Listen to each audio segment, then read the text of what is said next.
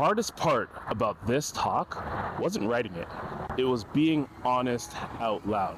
But the biggest thing for me is that it took me years to come up with my story. I didn't come up with my story. It wasn't a magical thing that happened, but it was a moment in time that I had to reflect on it. And I was talking to my wife about it yesterday, and one of the biggest things that I realized is that there were so many times where I thought life was over, and it really wasn't. In my talk, one of the biggest things I had to conclude with in terms of my life was the fact that things happen, and what is it that I learned from it? What transpired? And it went from a place of thinking, why is this happening to me, to what can I learn from this? And that pivot was such a big instance for me.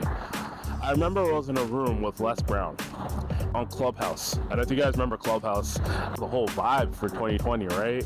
I remember I was part of a group called the Crypto Club, and we were sitting in one of my mentor's houses, and we were all just talking. I was like, hey, you guys ever Clubhouse? It's, no. What is this? And then I went on it, and it was just like people talking. And at that point, for me, I realized, I'm like, oh, this is a way I can monetize. So at that point, we started forming rooms for cryptocurrency and started talking about cryptocurrency. And then we formed a crypto club. It grew to 10,000 members.